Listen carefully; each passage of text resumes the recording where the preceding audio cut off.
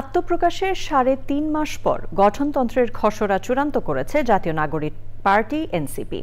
শুক্রবার সন্ধ্যায় কেন্দ্রীয় কার্যালয়ে ষষ্ঠ সাধারণ সভা শেষে সংবাদ সম্মেলনে দলের সদস্য সচিব আক্তার হোসেন বলেন, দুইবারের বেশি দলটির সভাপতি ও সাধারণ সম্পাদক হতে না পারার সিদ্ধান্ত হয়েছে।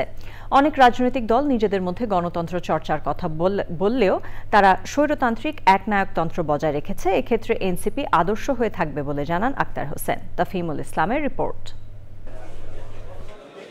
শুক্রবার রাজধানীর কেন্দ্রীয় কার্যালয়ে জাতীয় নাগরিক পার্টির ষষ্ঠ সাধারণ সভা অনুষ্ঠিত হয়। সভায় সিদ্ধান্ত হয়েছে আগামী রোববার নিবন্ধনের জন্য নির্বাচন কমিশনে আবেদন করবে এনসিপি।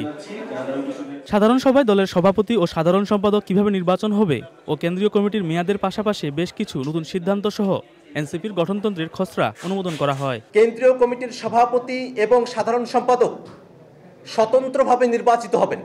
কোনো ব্যক্তি তার জীবদ্দশায় দুইবারের বেশি সাধারণ সম্পাদক বা দুইবারের বেশি সভাপতি থাকতে পারবেন না।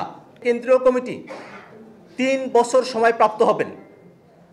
৩ বছর সময়ের সর্বশেষ ৩ মাস, সেই ৩ মাসের মধ্যেই পরবর্তী কাউন্সিল, পরবর্তী নির্বাচন আয়োজন করতে হবে। দলের নারী সদস্যদের নিয়ে বিভিন্ন গণমাধ্যম ও সামাজিক যোগাযোগ মাধ্যমে হ্যায় করে চূড়ান্ত মিথ্যাচার করা হচ্ছে। এ বিষয়ে দেশের মানুষকে সচেতন থাকার আহ্বান জানান দলের সদস্য সচিব।